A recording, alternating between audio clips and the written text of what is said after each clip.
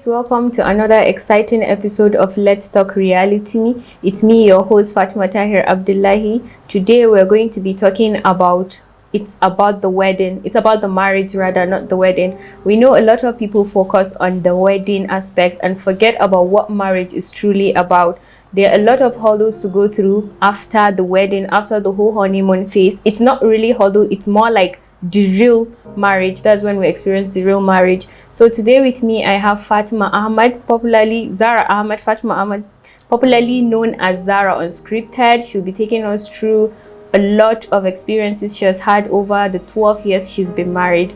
Zara Unscripted, it's so good to have you here. Thank you so much, Fatima, for having me. It's an honor. Thank you for coming. Thank you. Very briefly, tell us about yourself. And all right. Assalamu alaikum. My name is Fatima Zara Ahmad, also known as Zara Unscripted. I'm married. I've been married for 12 years now, alhamdulillah, with 3 beautiful children. I'm from Kano State. My parents are from Kano State, but I stay in Abuja. Basically, I schooled in Kano, primary, secondary, university, everything was just Kano until I got married and I had to leave Kano. So your husband is not from Kano? No, he's from Bauchi State. Oh, okay. Yes. Okay.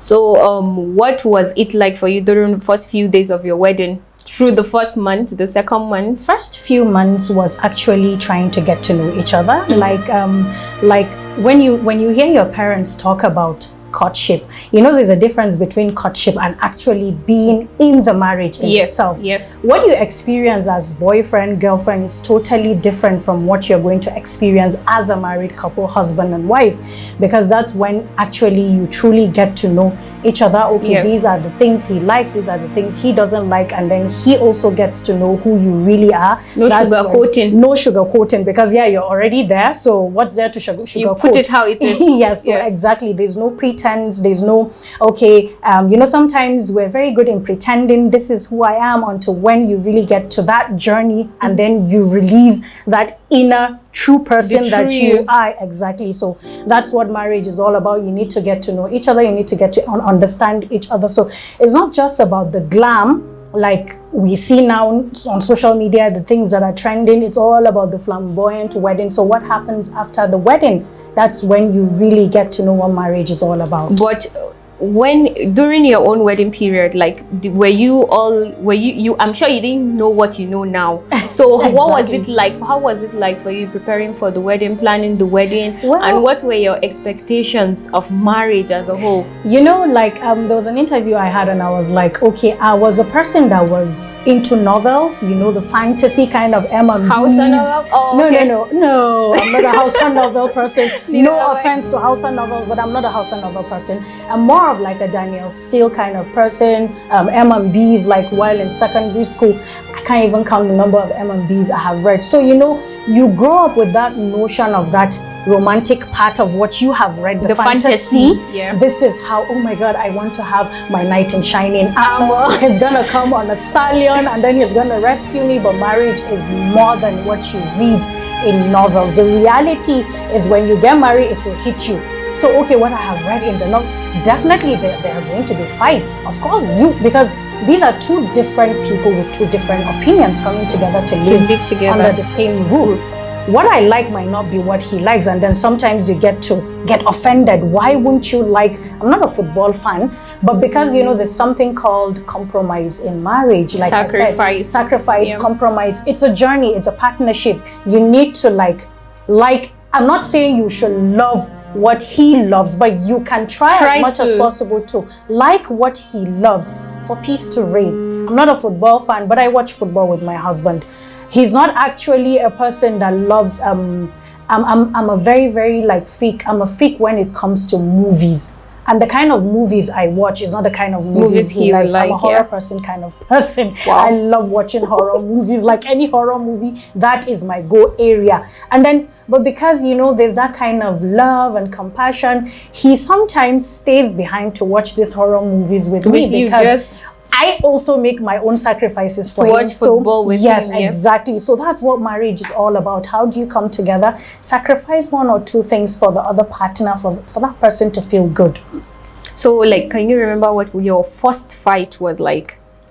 I think first 2 years of my marriage was perfect.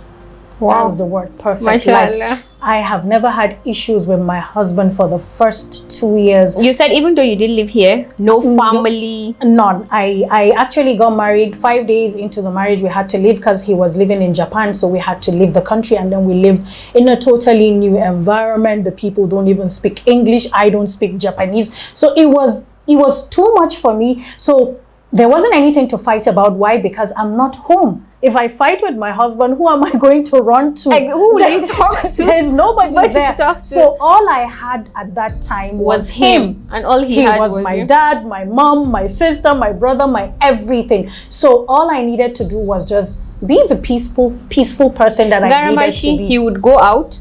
He goes to work. But you I always be stay at home. So there were no friends because Japanese people are kind of there's a word, restricted? not restricted. They are, I can't remember the word, something phobia, fear of the unknown. Okay. Like they are not too open to strangers, so to say. They're not open to strangers. You're not their type. You're not from their own kind. and Some you of wouldn't them describe meet that you. as racism? You can't. Sometimes I don't blame them because really they're like a closed community of Yes. people. Yes. They don't really go out of their way to know what. Like the first time I went to the salon in Japan, it was funny because everybody stopped working and they were staring at me. The other guy was saying that was the first time ever in his life seeing a black person. Ever in his life. So that's how closed-minded some Japanese are. Not all, some. There are some that are exposed, they have traveled. Some of them will live and die in Japan. They will never step a foot out of Japan. So first 2 years was peaceful.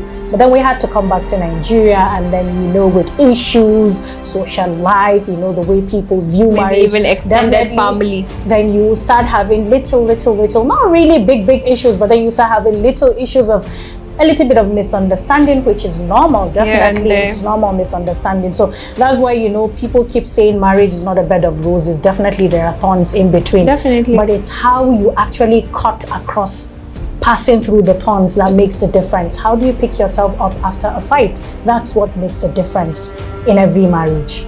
So so far, what has been the most life-changing experience you've had as a wife and as a mother? You have 3 beautiful kids, mashallah. So what has been the most life-changing experience you've had as a mother and as a wife and as a career woman?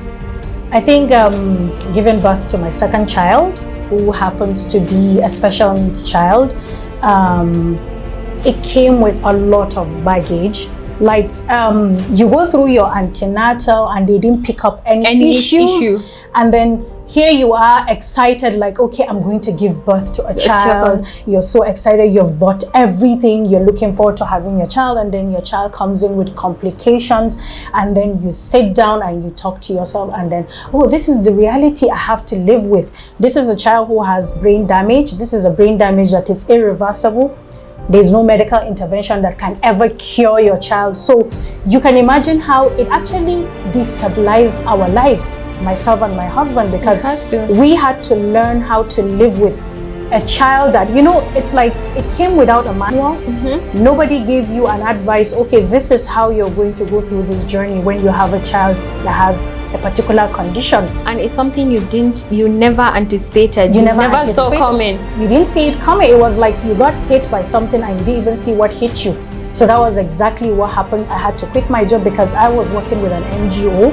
But then, when you have a child that you don't, at first I didn't even understand the gravity of what I was dealing, of his condition, of what I was dealing, or what we were dealing with. So first thing first, I had to quit my job. I was working in a very, very beautiful NGO. It was a Turkish organization. I loved my job, but then your family comes first. So I had to quit my job, and then I had to sit down and learn how to navigate through the journey having this child.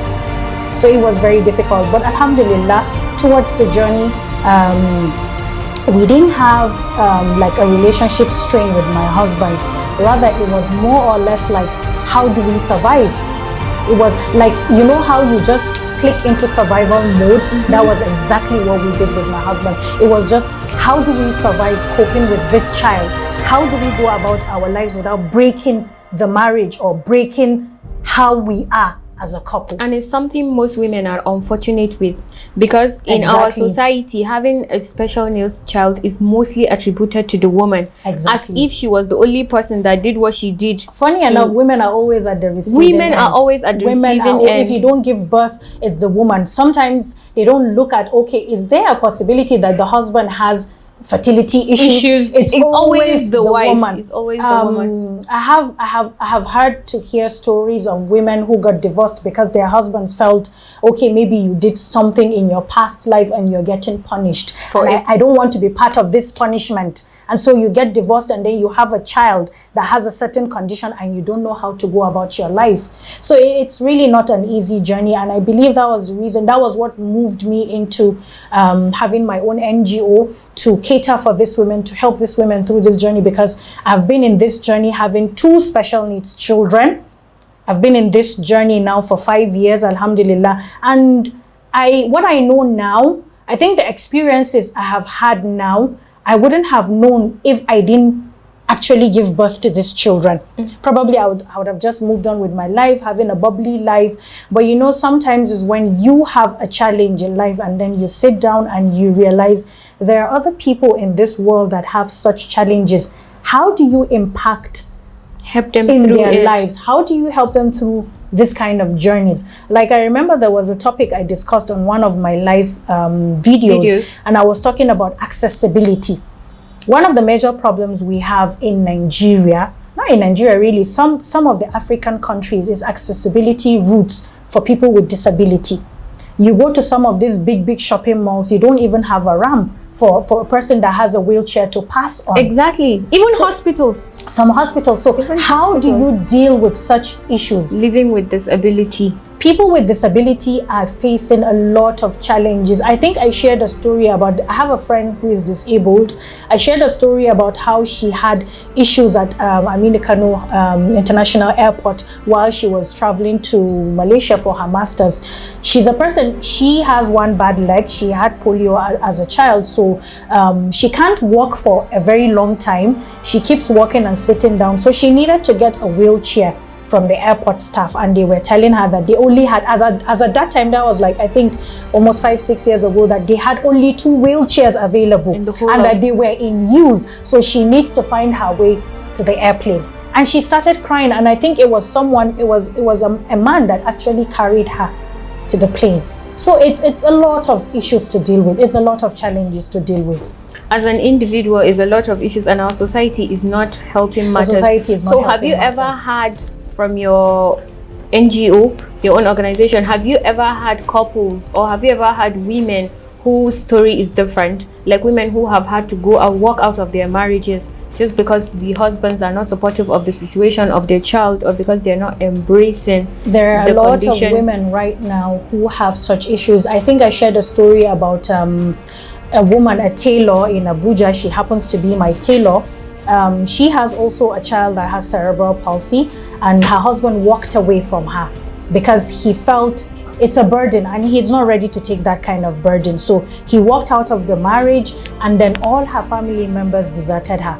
Why? Because they felt the child would pull her down. The child would actually not make her live her life to the fullest. And I remember she was telling me that it was actually her mom and some of her aunties that were advising her to actually kill the child. Kill the child? Yes. Sadly, that's the reality of most of these children. A lot of parents get pressured into killing these children. See, I've had a medical doctor that told me one-on-one that they have had parents who come in to ask the doctors to inject the children to die because it's too much of a burden to carry. You know, in our society, they will say you're making it easy on the child, when in reality, you're not making it easy on the child. When you kill it, how do you live your life when you know you killed your own child? When some women are battling to have, there's this guy, I heard the story, he said, I think he married more wives than he can count because he was looking for just one child. Wow. He just needed a child. He got so desperate, he got to a point where people said he was praying for God to give him, even if it is a mad child. I've heard a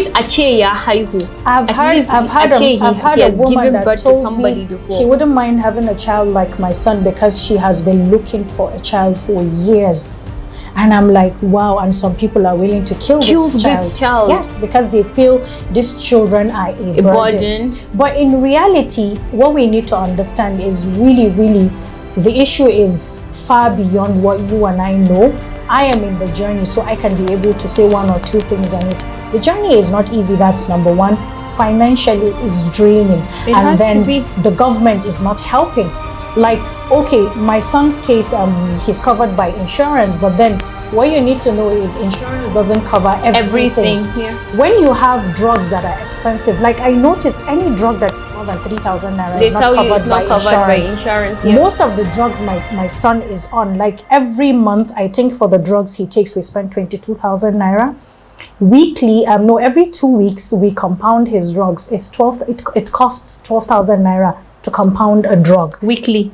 No, every 2 weeks. Oh, okay. This is aside the money you pay for physiotherapy, which costs 3,000 naira for physiotherapy. So once you start, and then they advise you for a child that has severe cerebral palsy, you have to go through, like I think 3 or 4 sessions in a week, every week. So do the math. 3,000 naira 4 times in a week. And how much are you spending in a month? This is just for physiotherapy. And you alone cannot take care of the child. You have to bring in someone support to help you. Yes. Because definitely you have to live your life. You have other kids. You have other kids to take care of. Like I have 3. You can be sick. You can get sick. God so kind, I haven't been sick in a very long time. So alhamdulillah for that. But then definitely you cannot be the only one doing or taking care of these children alone. It's emotionally exhausting, it's physically exhausting, it's draining. So you need someone to help you out. And this is where we keep talking to some of these parents who have husbands that have abandoned them. How do you expect your wife to cope for a problem that she didn't create? Something she didn't bargain for it. She didn't ask for it. Nobody would ask for it. And then you run away, you go off and you marry someone and you think you'll be happy for the rest of your life, leaving her to deal. I've had a mother, there was a group we were on a couple of years ago. She gave birth to the child that came with complications, and then the doctor had to break the news to her and her husband. And wallahi, right there and then the husband divorced her. Like, he didn't sign up for this, he didn't bargain for this. Kinsey, it was later on that doctor was the one that married her and adopted the child. So this is the sad reality of some of these women. You deal with a lot of women who tell you their husbands, some of them don't even divorce them. I don't even know which one is better. Is it better for you to divorce her than to abandon her? It's basically the same thing. But like, you know, when you get divorced, you have a chance to get someone who will marry you and even adopt the children. Yeah, so actually better because, you know, you're not part of it, That's but it. This one, he abandons you. It's emotional blackmail. It is. Financially, he has no business with you. That is the point. So it takes a toll on you financially, mentally. Everything you can think of. So like for you now, what has been your husband has been your greatest support so far, as you have said. The greatest. So what biggest support system what are some of the things he has supported you with that you're grateful for and you wish other women will have such kind of support? Virtually everything. Like we started this journey together. We're still in this journey. He hardly misses any medical appointment.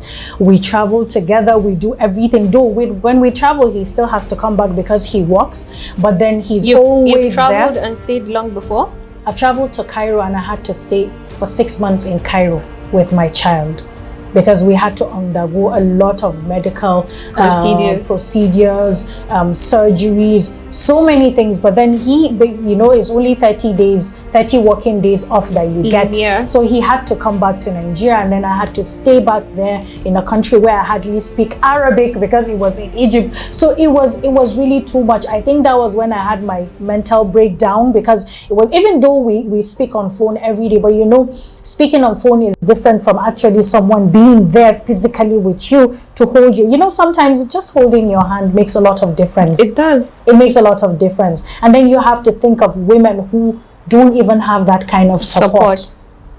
So emotionally and physically. Especially financially, because it can be financially draining. You know, the burden is mostly on men. If you don't have the support from the man, there is a man, I'm sure, that will be willing to withdraw that financial support just so. There are a lot of men. There are a lot of men, and that's why, like, for me, I would advise women to, like, get up and do something with your life. There are a lot of businesses. I'm into a lot of businesses right now. Currently, I'm into gifting business. I make mocktails. What else? I was into formulation, but it takes a toll on you physically, so I had to stop. I was formulating skin hair care products, but it's really something exhausting, so I had to leave that. But currently I'm into mocktails, and I had to go for certification for all these things. You have to go to school to learn these things. I'm a blogger now, so you can do something with your life. It's really not an excuse. Like, I have two special needs children. It's not stopping me from what was living it my like life. after having the second baby and you realized she's also a special needs child? I think it really didn't even come as a shock, really, because somehow, I don't know, but you know, there's something in you, because I had my doubts. Like, when I was pregnant, I was like, okay, what if she comes in with her own issues? So I don't know why, but I prepared my mind mentally. And you didn't see it in scans or nothing was picked up, unfortunately. This is Nigeria for me. It is Nigeria, because I also have a special needs brother. He's 7 now. My mom went for scans like more times than I can count, and nothing was picked up. I am a person that I am dedicated to all my appointments, and then you go for all your appointments. It's frustrating, really, because you have to think of the professional negligence, and then you keep thinking, what's the point of all those ultrasound they keep making? Because you go mostly you're supposed, if there's any abnormality with the pregnancy, you're supposed to pick it in any of the scans. Like, for me, my third baby now, she has Down syndrome. Down syndrome comes with heart issues. Yes. Definitely, a child would have a hole in the heart. Not even to talk of you. Even me, I have a PhD in Down syndrome. So, yeah. Then you have to deal with having a hole in the heart, and then aside from having a hole in the heart, they have slow growth, irregular heartbeat. It's not the normal heartbeat you and I have. There's pressure in the heartbeat. These are things that could have been picked up in most of the ultrasounds you go for. But then you go for ultrasound and they tell you your baby sounds fine, okay, heartbeat is okay, and then you give birth to a child and boom, the reality hits you in your face. This is the reality you have to live with. And God's so kind for me. I don't know why, but I got prepared. For whatever reason, Allah knows, but I got prepared, and then I gave birth to her. And as soon as I saw her, I knew she had Down syndrome. And I was the one that broke the news to the doctors. Funny enough, they came in to tell me, and I was the one telling them, and I was the one that actually told my husband, because I didn't want them to tell them it might have broken him. His heart here? Yeah. So I was the one that actually broke the news to him. So when it comes to marriage, do you think these are some possible topics or conversations men should have? Also, you know, you can never, you can never know who will stand with you, not just in this kind of situations. There are a million other situations that could happen after marriage. So how would a woman, or how would a person who is intending to get married to another person, how would you know, okay, this is the kind of person that will provide me with this kind of support, should in case something like this or similar to this happens? Wallahi, unfortunately, you would never know. That's just it. Unfortunately, you would never know. But it depends, you know. Sometimes in courtship, when you're in a relationship with someone, there are some red signs or red flags you will pick up from the kind of conversation you have with someone. If someone is selfish, I think right from a relationship you will get to pick out that person is a selfish person. If he keeps talking about himself, okay, it's all about me, it's all about me, that person might be a selfish person. And something about marriage, communication. Very important. Communication. Like my husband and I, we have a very good rapport. We bond like that. It's like, do you have a long courtship? No. So understanding each other has nothing to do with how long you court? No. I think I met him, and funny enough, we met on social media. Funny enough, and he was in Japan. Like I said, I was here in Nigeria, here in Kano, and we met online. We started chatting, and then 3 months into meeting him, he came down to Nigeria, he met my parents, he went back, and then everything was sealed. 1 year into the relationship, we got married and we left, and we're still here 12 years later with 3 children. So it depends on the person really, and then the kind of click. You know, there's this chemistry you have with someone, there's this kind of bond. There are some people that just bond like that. They just click like that. Like, Erin, he's my buddy, Erin, paddy, buddy, Erin, a friend. That's why sometimes they advise you to marry your friend. So what advice would you give to people that are planning to get married? What conversations should they have? What signs should they not overlook? Red flags. Wallahi, the first thing, Allah, for young girls, drop that fantasy. There's nothing like fantasy. There's nothing like happily ever after. It's not all about what you see in Cinderella movies or cartoons. It's not the glitters. There's more to marriage than what wedding you see, and there's more to marriage, like you said, than the wedding, the glam. It's not all. How many glamorous weddings have we seen that crashed within months? I've heard a story of a girl that got married, like her parents went abroad, they spent huge amount of money, like destination wedding, for furniture, for everything, and then the marriage only lasted 1 year, and then you spent a lot of money for that. Akwai karatun aure fa. Islamically, akwai karatun aure. Unfortunately, right now, I don't know if it has to do with parents, but mostly young children nowadays are not really Islamically sound. That is what is affecting most of the marriages. Number one, ke baki san haƙoƙinki ba ma as a woman, as a wife. What are your rights over your husband? What are his rights over you? Well, I guess that's a whole different topic. I know it's a different topic entirely, yes, and we can't overlook it. Yes, we can't overlook it, but I just wish we can have another session to sit down, because marriage is a whole marriage is an institution. It's a lifetime of learning. Marriage is an institution. Like I keep saying, what works for me might not work for you. Yes, definitely. Because you're different, I'm different. You might be an extrovert, I might be an introvert. What I would like is not something you would like. So marriage is not a one size fits all. Like I said, marriage is like a book. You write your own chapters. You write your story and you live by what you have written. That is what marriage is all about. It's not about what you see. Okay, I want to have her own kind of marriage. You can't have her own kind of marriage because she's her, you're you. You're two different people. And her husband is her husband, your husband is your husband. Exactly. So I hope we'll find another time to talk about this in a whole new level. It was very beautiful having you. Thank you so much for coming. Alaira is we really do appreciate it. And I personally do appreciate the fact that you have become a shoulder for a lot of women to cry on, because it takes someone that has a very big heart to be able to share his or her journey with other women and also be a support for those kind of women. Thank you so much, everybody, for watching. It was such an amazing journey. It's an amazing episode. We are so glad Zara Unscripted took us through her journey. I personally have learned a lot, and I hope you also have learned a lot. So say goodbye to our audience. All right, thank you so much, Fatima Tahir, for having me. It was a real pleasure. It was a real pleasure. Hope you're enjoying this show. Kindly follow us on all our social media platforms at Northern_marriages, at Deliria Films. Also subscribe to our YouTube channel. Comment who you would love to see again. Subscribe, like, tag other people. Do have a wonderful day. See you on our next episode. Bye bye.